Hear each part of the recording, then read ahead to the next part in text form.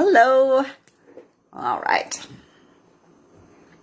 My phone is sitting on my computer. So, I don't have my light on. Oh, well, obviously I don't need my light. I have a light, but I think it's going to be okay. The light that is in here right now. So welcome to this live.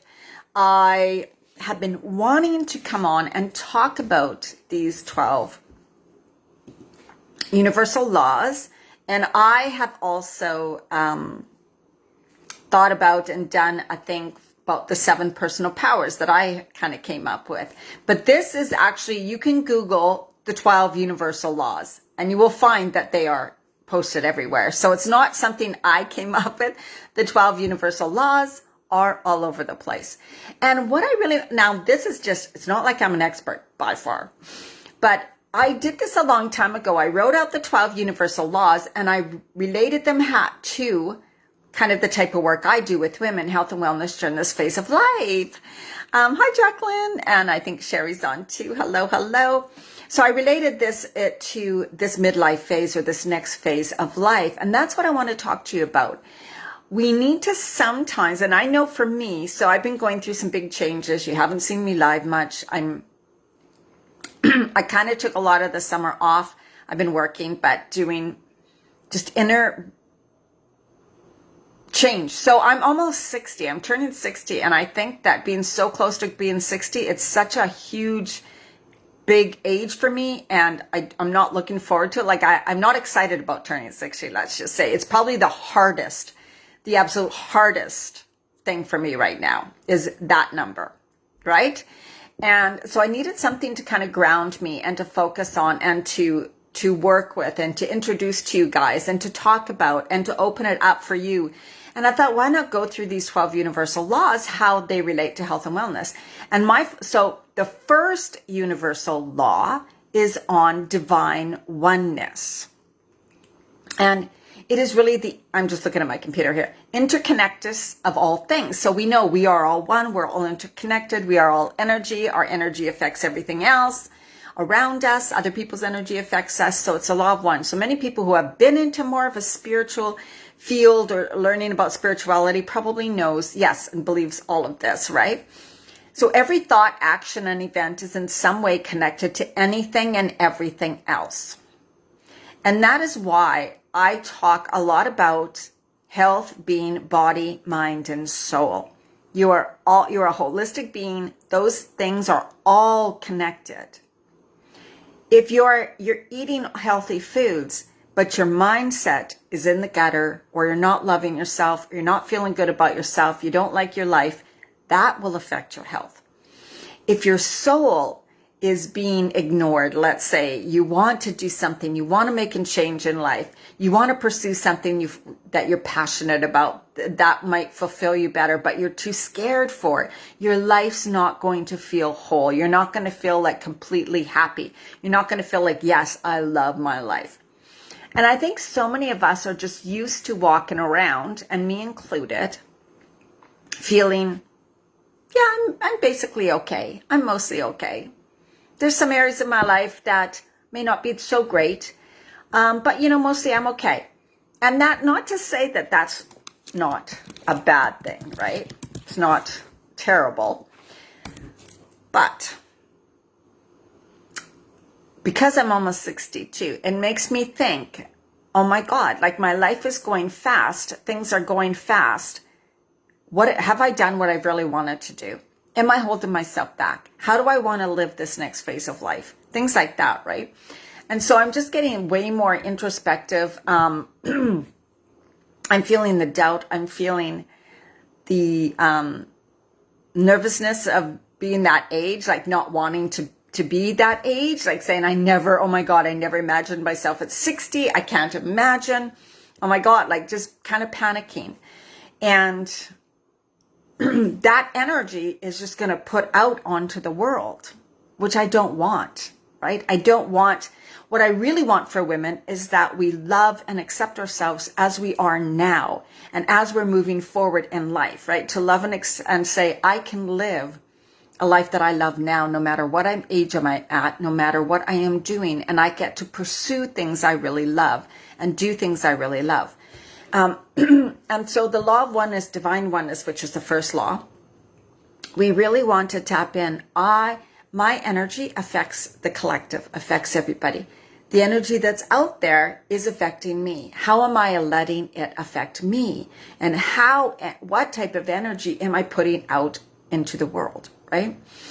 Like, I would love to change the energy around the kind of aging thing for women at a certain age, to not be fearful, to not be like kind of the things I'm feeling now, right? Like, oh my God, I'm dreading it. I don't want to get older. I'm noticing the changes in my face. I have a filter on. Like, this is a filter, right? I don't like the way my skin looks. I don't like the way my face is sagging. All of those things, which is becoming, I'm really realizing, oh my God, this is becoming. Say hello to me, those watching. Make sure to say hello and let me know your feelings. How do you feel about the age you are at now? How is it affecting you? Do you notice that you're changing as a person, and therefore, right, your energy, let's say, I was once fit, young, cute, whatever. I mean, and I just put this vibrant energy out because when I was younger, I felt so vibrant and energetic. And then I was aging. I told myself and started looking at the things I didn't like about myself, right? Like, as we're aging, it's hard not to notice those things because you look in the mirror. Hi, Jennifer. You look in the mirror and you're like, who the hell is that? Especially if you have reading glasses on. Don't you? I don't even want to look at the mirror with myself with reading glasses on. That's like, get away. Don't even want to look, right? Oh, thanks, Jennifer. Well, not. I hope to be putting out that energy, and that's what I want to focus on. So today we're talking about divine oneness, which is the interconnectedness of all things. Yes, so true. And Tara, you turned 50, which is still young. I mean, 50 is young now that I'm almost 60. It's all relative, right? But when we do hit that 50 and over age, it's like, we kind of go, ooh, woo, right? It's like a shock. It's like this. Okay. All those years we thought about growing up, right? It was like, oh, when I hit this age or that age, we had all these things. I'm either not going to care how I look. I'm going to be old and married. No one's going to care about me, right? We had all these stupid thoughts. Yes, so true, Jacqueline. That's when I started noticing was 55 on is when my face really began to change. But, we got to come back to this focused energy on I am affecting the world around me. I'm affecting the energy around me. And when we're of a certain age, if we don't like ourselves, if we talk about how horrible aging is, if we even have that energetic being around us of not being happy with ourselves the way we are now, that is just being put out more and affecting more and more women all over the world, right? So because everything is one, everything is connected, even though it may not feel like that sometimes. Oh yeah, Jennifer, yeah. The weight is really what needs to be, because it will just get worse. Like, I hate to say that, but you know what? So it's time. It's an awareness though, right? We see something, we're like, oh, time for me too. And that's what being close to 60 is like. Okay, it's really time for me to get serious about what I want to share with the world. How I want to help women, because it is changing, right? How I want to help women. And I really want to get serious, because I'm almost 60. Like, you can't just, I can just like float around for the next 10 years, but then I'm going to be 70. Like, how is that going to help anybody, right? So I want you to think about how you're thinking about yourself now, right? How you're thinking about yourself, what you're thinking about, what the future is going to look like for you, and how do you want it to look for you, and how do you want to feel when you're aging? How do you want to feel about yourself? And this, we want to avoid it, because when I look at myself in the mirror, I know this is a filter, so you know that when the filter's not on, when I look at myself in the mirror with my reading glasses on, it shocks me because I don't feel like that person. Right? I go, that's not me. That's just not me. That's not the Diane. That's not me, right? Our soul, our inner self is ongoing, never dies, right? We can have a beautiful, youthful energy, And the thing that we need to do at this age now is spread that beautiful energy. Still know this is who we are at the core, right? And not get so disturbed by what we see reflected back to us in the mirror. And when we criticize ourselves and think worse of ourselves, we see that reflected back, right? So I notice when I criticize how I look more one day, the more I look at myself, the more I see what I don't like, right? The more I see what I don't like. And so this journey of getting older is so much an inner journey, because it's like learning to accept yourself, love yourself. It doesn't mean you're not going to make changes, right? Because if someone's like, no, I'm sick of carrying this extra weight, I seriously want to lose it, then that's fantastic, right? Then go for it, do it, stop putting it off. Because we want to be and feel our best. And I know when I say that to myself, I'm like, well, I'm never going to look like I did when I was 35. So I'm not talking about your best in your whole life. You don't want to compare yourself to 10, 15, 20 years ago, right? Because that'll be a losing battle. Don't try to get back there. Don't try to get back there. But it's more about being the best you can be now. And it takes a lot of inner work and inner acceptance and ways of thinking about things to fully accept the changes that are going on in your body, in your skin, the physical body, right? Which affects the mental, the emotional, and the spiritual body. So we know to also think that health, the holistic health, you as a person is body, mind, spirit, soul, right? So how are you helping your body? The health part, right? Food, exercise. How are you working with the mind, your mind, the thoughts you're thinking, your limiting beliefs, what you think is possible for you, giving up on yourself, self-love, those types of things. How do you feel every day, like mind-wise? And then spirit and soul is so much more about, what do I feel truly about my life right now? And what do I feel, what is my soul calling me to do, right? So what is my soul really saying? It's time to knock, knock, knock. And when our soul is unhappy, when our soul is trying to get our attention, it can lead to physical symptoms, right? Physical symptoms. If you work, and you're always ignoring your health, and your soul's saying, take some time off, take some time. In your head, you're going, I need a break, I need days off, I can't do this anymore. And then you know what happens. You get a break, like I broke my wrist, 2 wrists, different times.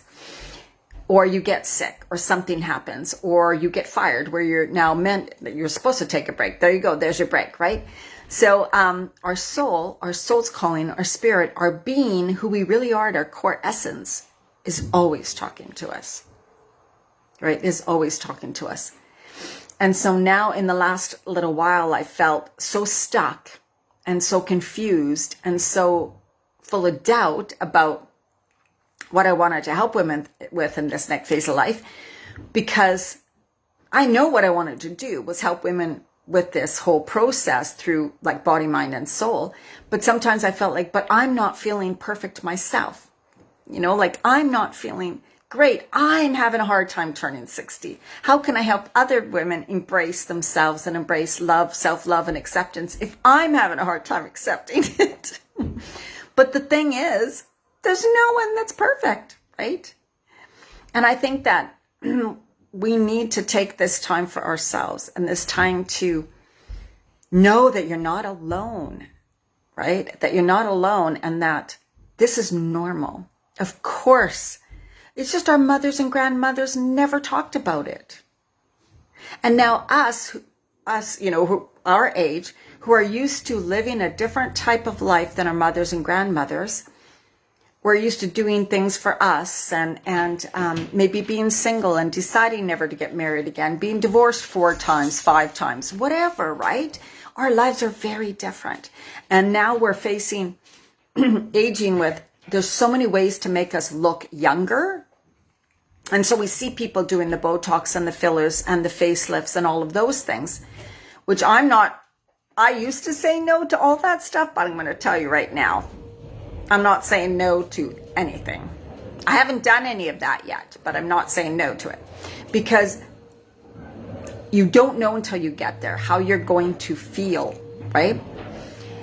So the first law is divine oneness, remembering that we're all connected. We are all in it together, this whole world. Even though if you can hear that, that's someone upstairs vacuuming, sorry. If you can't hear it, fine. So I'm going to go through the other laws that I'm going to cover on the days ahead. We're going to have the law of vibration, the law of correspondence, which means patterns repeat. So true, don't patterns repeat in our life, right? Then I'm going to talk about the law of attraction, which most people know about, the law of inspired action, the law of perpetual transmutation of energy. That's a really cool one. The law of cause and effect, the law of compensation, you reap what you sow, the law of relativity, which means we compare things and give them meaning but everything is neutral. The law of relativity will change so many things for you. The law of polarity, good, bad, happy, sad, things like that, and how we need to embrace it all. The law of rhythm, that means there's cycles in life, and definitely menopause and this phase of life is a cycle of life. It's meant for change. It's meant for transformation, mutation. We're supposed to be changing. And then the law of gender, masculine, feminine energy, right? Masculine and that gender talk. We're not going to talk about it's just masculine and feminine energy. We have both.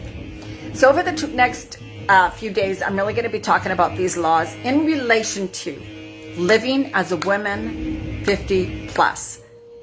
I know, can you hear it? Okay, I didn't know you could hear it, sorry. Yes, it is. Sorry for that, guys. I would have worn earphones, but I had no idea. So I'm going to sign off now, but watch from the beginning. If you haven't, let me know your comments. Let me know how you're dealing with this. Let me know the topics you really would love help with, support with. You're never alone. You're not alone. Any questions you have are not stupid at all. Not at all. We're all going through this together. And like I said, this is the first generation that is so different than our parents and our grandparents. So we are the ones navigating this change. We are the ones who get to show women what it's like to be this age, that you don't have to be that old ladies that we always thought. We don't have to grow old and be unhappy and be sick and be and not have mobility, right? It's not too late. It's not too late for whatever you want to do in life. You get to have a great life. You get to pursue your passions. You get to do things for you, and you get to love yourself. All right. Thanks for tuning in. I'm not sure. I'll put what time I'm going to be on tomorrow. I have quite a busy day, so I'll let you know. Okay. Bye-bye.